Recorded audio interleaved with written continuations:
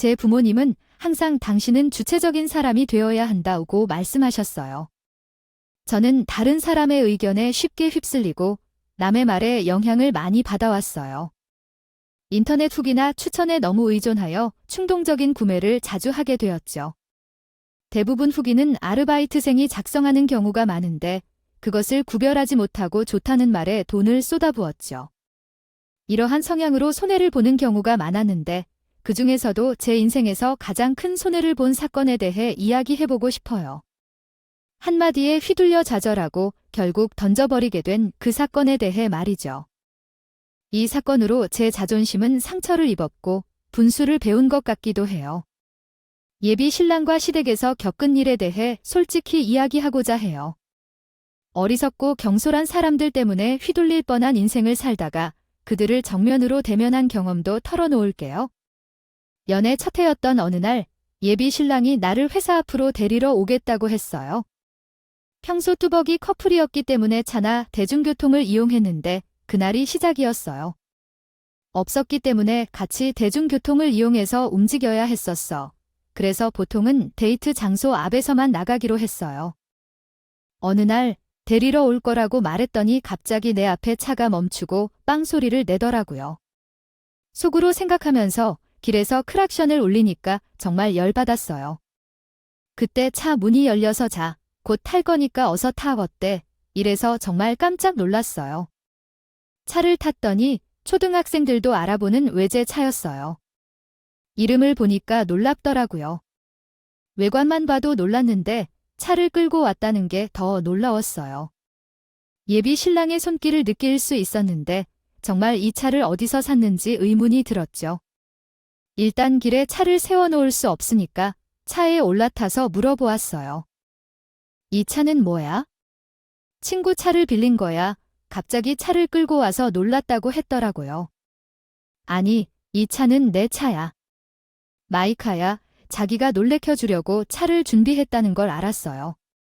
차를 타자마자 시승을 시켜주려고 왔다는데 정말 놀랐고 내부 디자인도 정말 멋있었어요. 돈을 투자해서 산 차였어요. 이토록 비싼 외제차를 구매했다는 게 믿기지 않았어요. 나 그 차를 샀다는 거야? 너 미쳤어. 우리 결혼 안 할 거야? 자, 걱정해. 아직 구체적인 결혼 계획은 없었지만 우리가 아이를 가지고 결혼에 대해 조금씩 얘기한 적이 있잖아. 이대로 계속 2년 3년을 보면 결혼도 하게 될 거라고 생각하지 않니? 예비 신랑이 말했지? 미리 준비를 해놔야 결혼도 가능하다고. 그래서 우리는 각자 돈을 모아봐야겠다고 얘기했어. 결혼 자금이 있어야 결혼을 할 수 있으니까. 그동안 자금을 모아둘 시간을 갖자고 약속했지. 그런데 갑자기 외제차를 산다니까 속이 부글부글해. 이게 어떻게 그럼. 다만 회사에서 성과금을 엄청 많이 받았다 하더라고. 그래서 큰돈 지른다고 했어? 내가 혼자 좋아서 사는 것도 아니고 너랑 데이트할 때 버스나 지하철 타고 다니니까 불편해서 차를 한 대 샀어. 한 대 산다고 해서 바로 결혼을 안 할 거잖아. 차를 사면 오래 타지?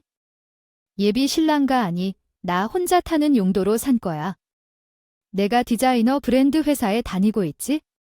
예비 신랑이 디자인한 옷이 대박을 치기도 했어. 회사 매출이 엄청나게 늘어나서 사장이 성과금을 많이 줬대. 예비 신랑이 부수 옥스포제 작업한 옷은 대박이라는데?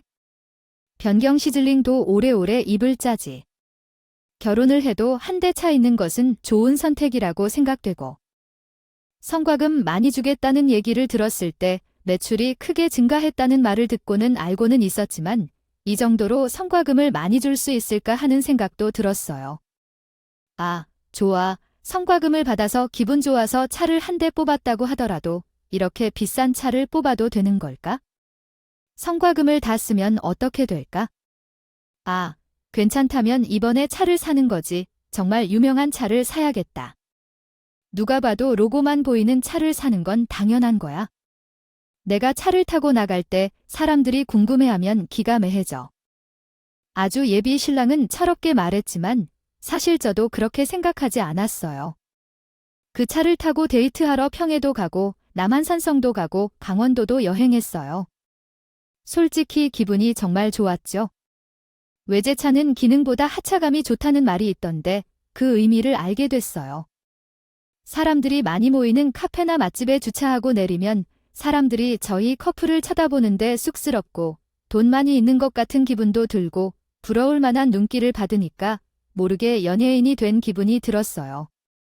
그래서 온 매무실을 한 번 더 청소하고 정리를 하게 되었죠. 그런데 예비 신랑에게 차를 운전할 기회가 한 번 있었어요. 만약 그날로 돌아갈 수 있다면 제 인생을 다 바꿔서라도 운전하지 않았을 텐데 말이에요. 정말 면허도 없는데 길에 나가서 운전이 무서운 나에게만 몸 면허에만 있을 때 차를 한 번도 몰아본 적이 없었습니다. 그러나 어쩌다가 내가 차를 몰고 가야 할 일이 생기게 되었습니다. 대학 동기 중에 자신만만하게 굴면서 재수를 떠는 한 명의 친구가 있었습니다. 대학 시절부터 그 친구는 나를 무시하고 자신만만하게 굴었기에 내가 꼭 성공해 그 친구의 코를 한번 납작하게 눌려주어야 한다고 생각했습니다. 그런데 그 친구가 이번에 결혼한다고 합니다. 더 심했다면 그 친구가 의사와 결혼한다고 해요. 정작 그 친구는 결혼식을 열 것이라고 친구들을 초대했지만 그 자리에 참석하게 되면 예비 신랑의 외제차를 꼭 몰아보고 싶었습니다. 내 마음이 알 것 같아서 그 친구에게 이번에 의사와 결혼한다고 청첩장을 보냈다면 내 마음속으로는 속았다고 생각했습니다. 그 친구가 대학 시절 나를 어떻게 무시했는지, 얼마나 자만으로 굴었는지, 내게 제 오른편 차를 빌려주면 안 될까 하고 가면 명품 가방을 들고 있는 게 이것하고 하나도 없느냐고 쳐들었습니다. 그 친구는 내가 아니 그냥 가서 당당하게 신랑의 외제차로 다니게 하여 매부 죽였습니다. 예비 신랑이 나에게 차를 빌려주고 나는 실수를 하지 않도록 하기 위해 결혼식 모임에 가기 전까지 예비 신랑의 차로 운전 연습을 했습니다. 몸 면허가 있지만 차를 끌고 나가는 것이 무서웠지만 예비 신랑이 곁에 있어 두렵지 않게 천천히 알려주더라고요. 덕분에 자신감이 생기고 결혼식 모임에 가서는 당당하게 주차를 맡길 상상을 하면서 모임을 하는데 나를 손꼽아 기다렸나요? 그리고 드디어 그 기다리던 날이 왔을 때 차를 몰고 집을 나서자마자 사고가 났습니다. 약 5분도 지나지 않았을 때였죠. 정말 황당하고 충격적이었어요. 사고로 앞범퍼와 옆문을 파손했고 제 실수로 사고를 낸 것 때문에 범인으로 지목당했습니다.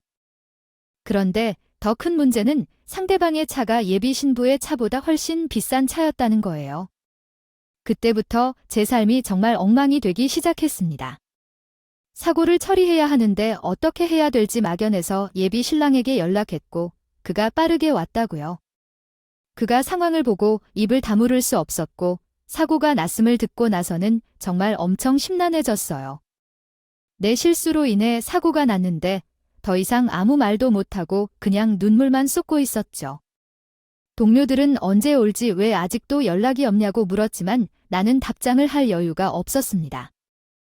예비 신랑은 계속 거리를 옥죄면서 가히 속도죠.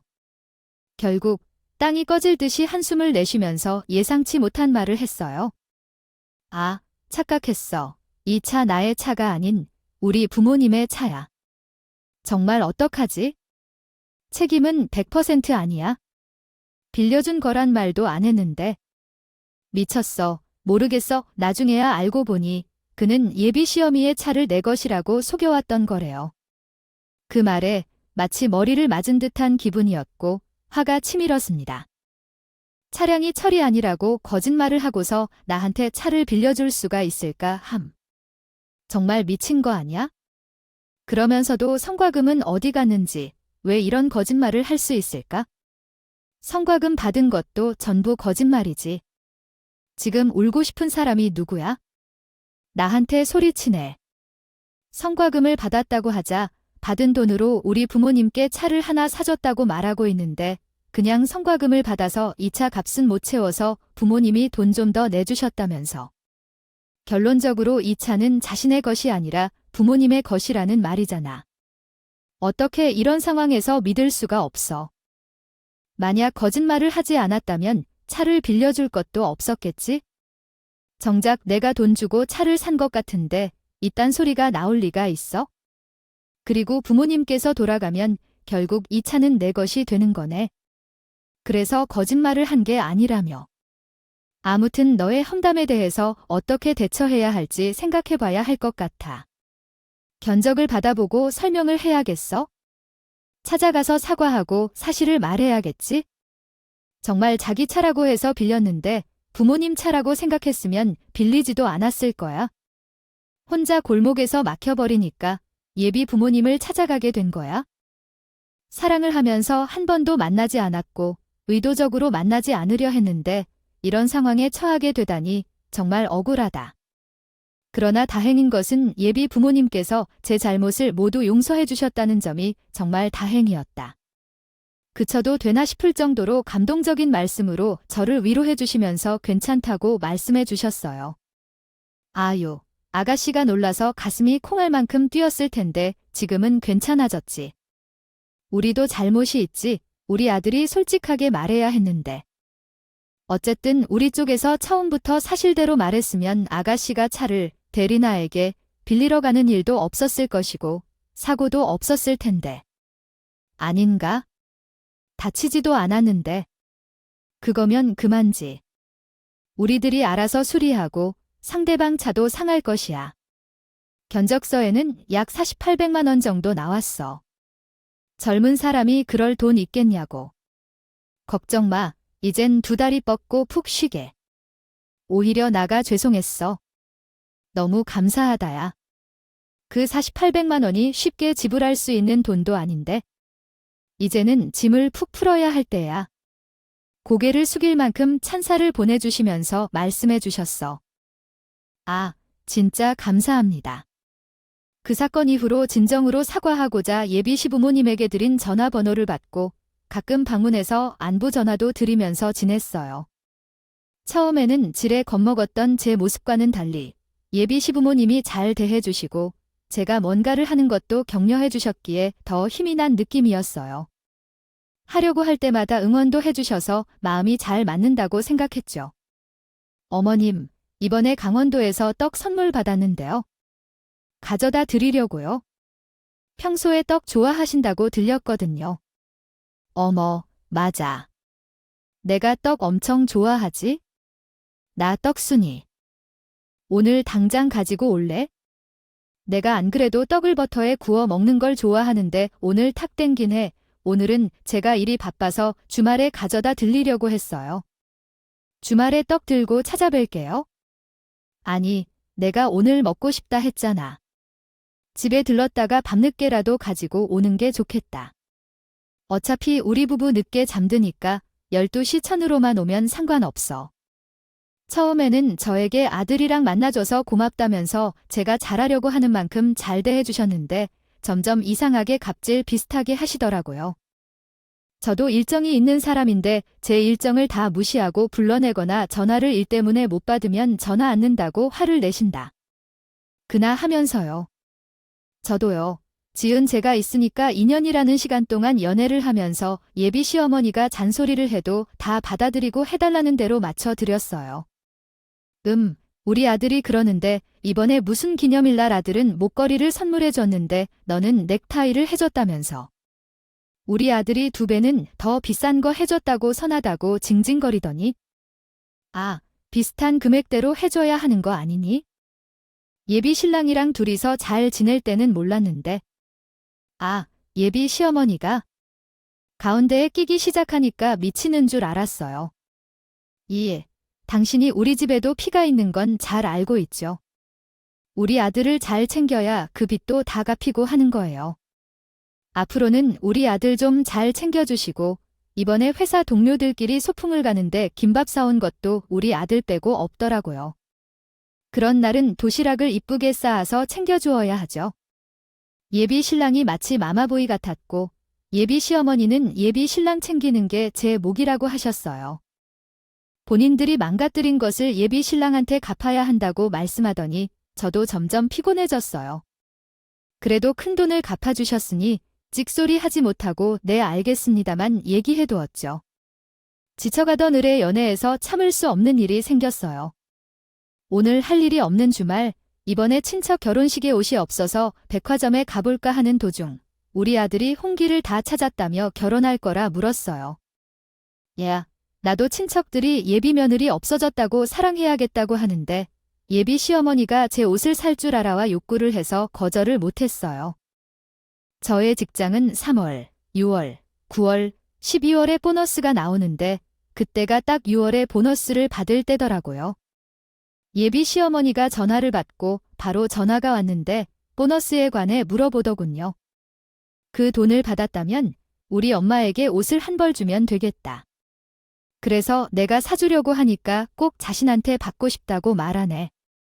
친척들에게 내가 좋은 옷을 한 벌 사줬다고 자랑하고 싶다는구나. 아, 어떻게 말리겠어? 이번에만 좀 부탁할게. 나는 어쩔 수 없이 백화점에 나갔다가 예비 시어머니를 위해 꽤 좋은 옷을 한 벌 샀어. 결혼식에 가신다고 하셔서 싸구려 정장을 사줄 수 없어서 나름의 자긍심이 있었지만 예비 시어머니가 마음에 들 것 같은 옷을 사주었어.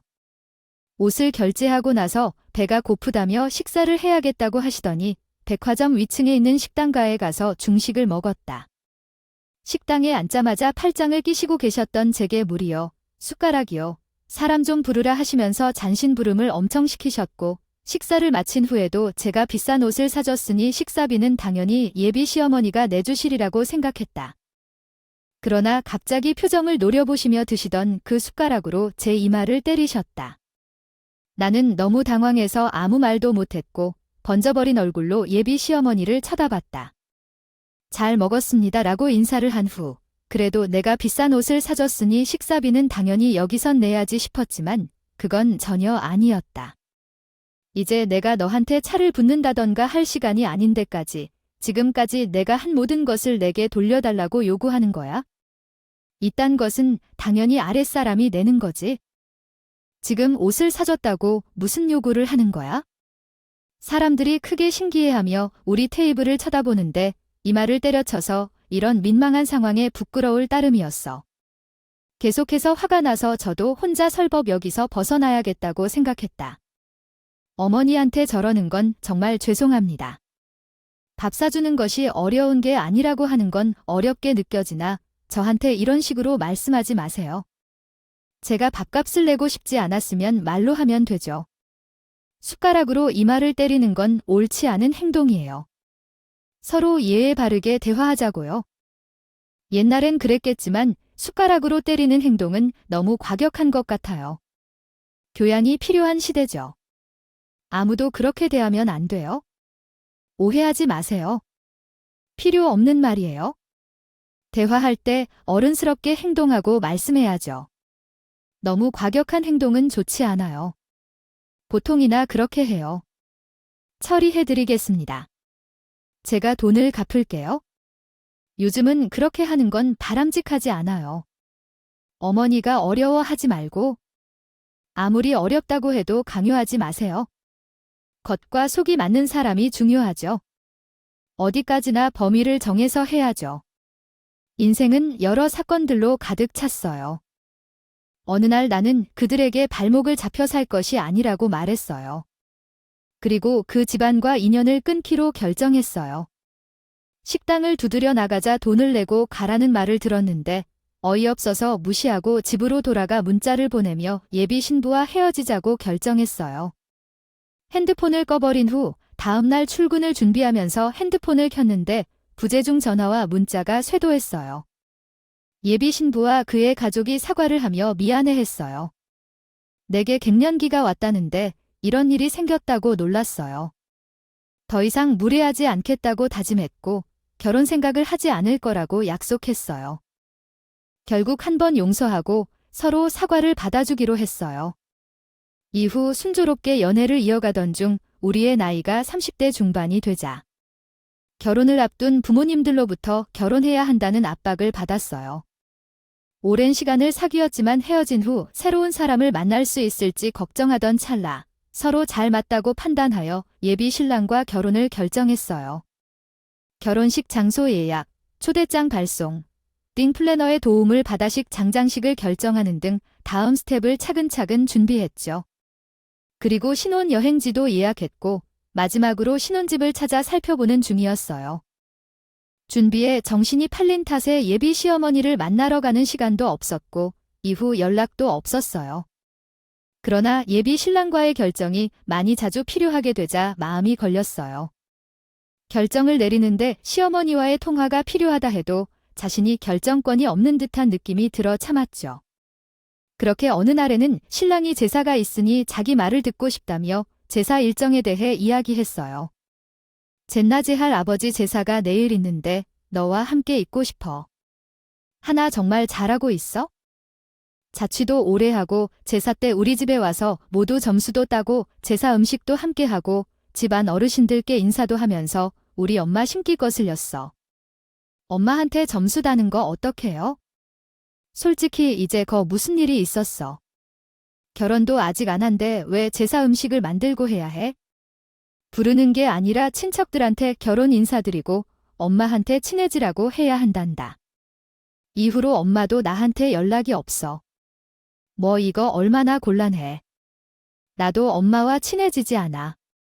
왜 나만 어려운 건지? 난 불공평하다고 생각해. 결혼 전이라도 가서 제사 음식이라도 해야 한단다.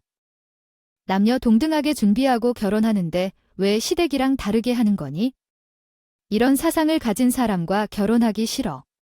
결혼이나 치르고 싶지 않아. 저거 한데 사랑도 해버리면 그러면 연애만 하자는 건가? 이런 식이나 나는 믿고 당신과 결혼을 해야 하는지 다시 생각이 필요할 것 같아. 아직 예약도 안 했고 구두 계약만 진행 중이니까 지금이라도 다시 생각해봐야지. 목로 선택하는 것이 좋겠다. 자기야, 지금 내게 이별하자는 말을 하는 건가? 아니, 안 돼. 자기 없이는 하루도 잘 수 없다는 말이야. 어떻게 내게 그런 잔인한 말을 할 수 있어? 내가 자기를 얼마나 사랑하는지 잘 알면서. 아, 그러면 안 된다. 그러면서 갑자기 눈물이 흘러나오는데 당황스럽다. 남자가 왜 그리 눈물이 많은 거지? 자기가 말 실수를 한 것 같다며 죽어도 못 헤어지겠다고 난리를 치더라고. 내가 자기랑 헤어진다면 어떻게 살지? 주변에서도 자기랑 결혼한다고 알아. 헤어지면 뭐라고 할까? 자기야, 그리고 우리 집에서 차 수리비까지 전부 다 갚아줬는데 이러면 안 되잖아. 5천만 원이 어디서 떨어지는 줄 아나? 다 자기를 사랑하고 있고 아기니까 우리 집에서도 군소리 없이 해주는 거야? 결혼하면 정말 잘 살 수 있어? 내가 잘할 테니까 헤어지자고 하지 마라. 저한테 빨리 말하면서 약속도 걸어 잠그는데 솔직히 청첩장 찍기 일보 직전이라 헤어지기는 쉽지 않았어. 예비 신랑 말대로 5천만 원이라는 빚이 있었기도 했고 결국 결혼식 준비를 다시 시작해야 했어. 결혼식장에 예약하고 돈을 지불하고 쓰듬해서 예약부터 다 하고 웨딩 촬영도 다 끝내고 청첩장도 만들고 준비할 게 정말 많았어. 혼수도 어느 정도 골랐고 신혼집은 대출 때문에 결정해야 했고 상담 예약도 다 잡아두었어. 결혼 준비가 어느 정도였다. 계속 진행 중인 상황에서 잘 준비되었으면 좋겠다는 생각이 들어서 입을 열었더니 예비 시어머니가 만나서 이야기를 하자고 말씀하셨어요. 예비 시어머니는 얼굴을 보고 준비된 자료도 보여드리면서 말을 하는 게 좋을 것 같다고 생각해 주말에 가겠다고 했더니 굳이 평일에 오라고 하셨어요.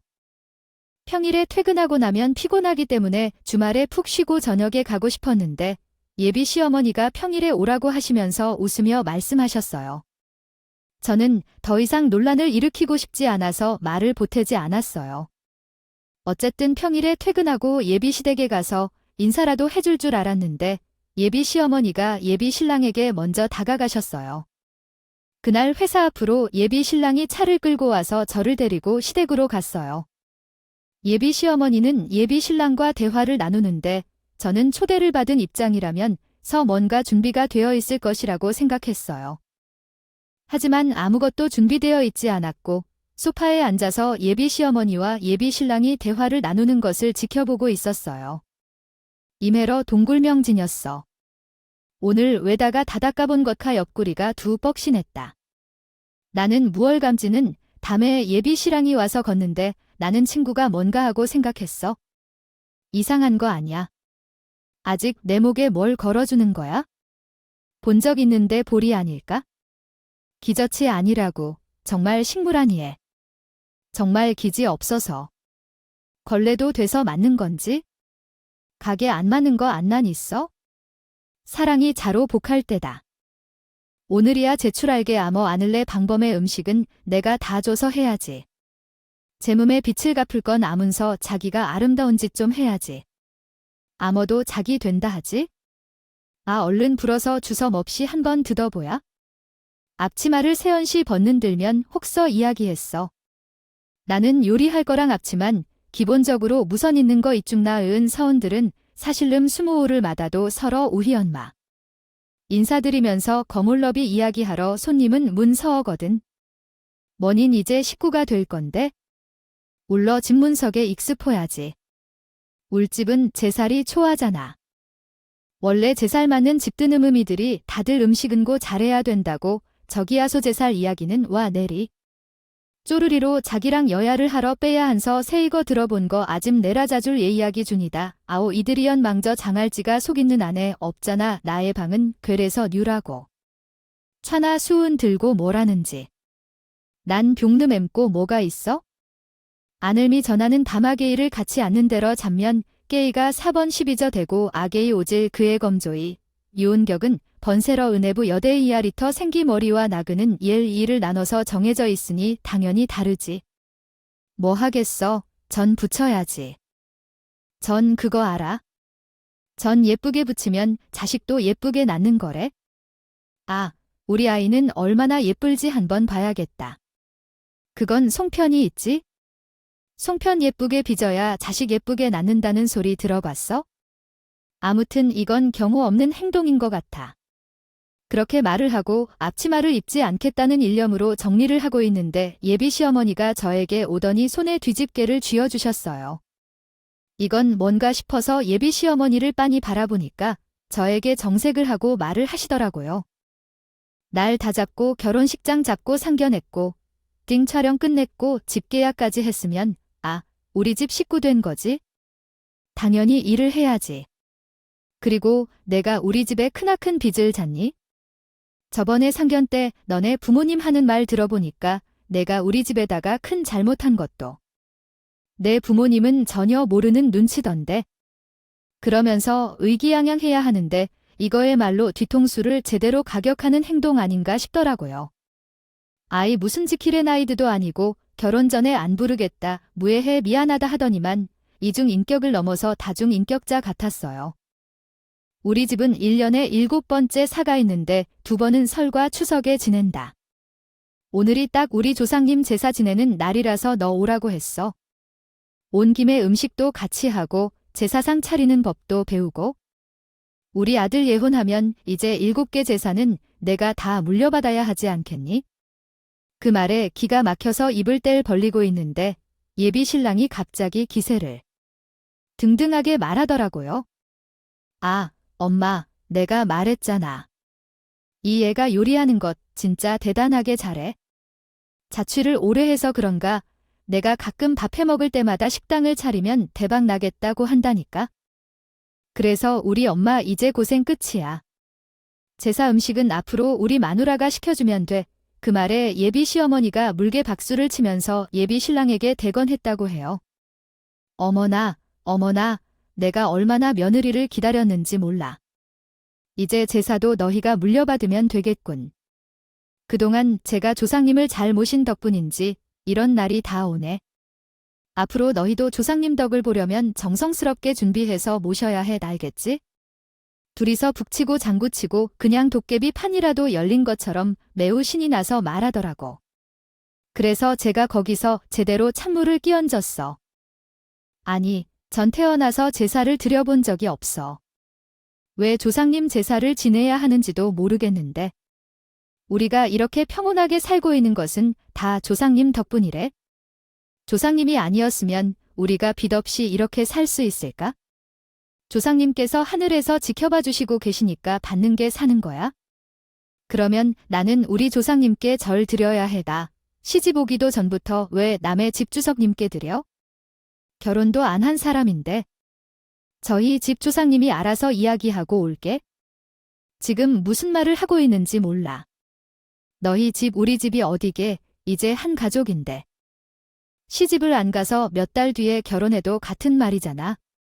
그래서 우리 집 제사도 미리 해봐야 되지 않아? 너가 해야 하는 거야?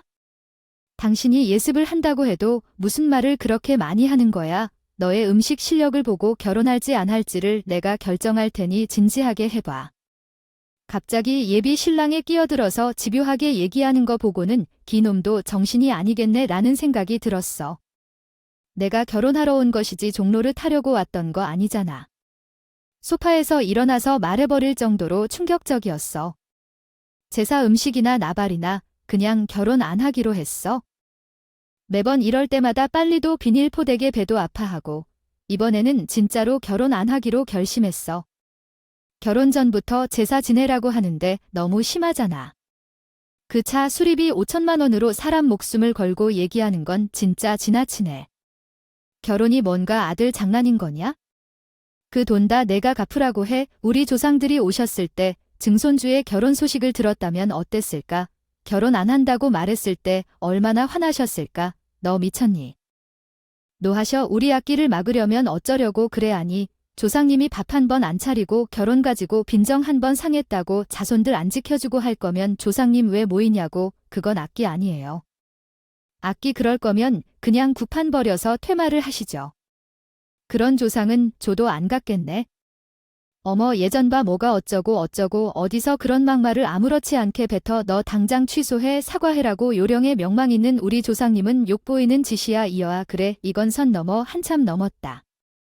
당장 배말 취소해. 너 오늘 한 말 조한된 말로 절하면 다 용서받아 줄 거야. 그러면서 제가 내려놓은 뒤집개를 다시 한번 내 손에 꼭 쥐어 주더라고요. 전 예쁘게 붙여서 잘 올릴 수 있으면 되는 거야? 아직은 우리 가족 아니니까 실수할 수 있어?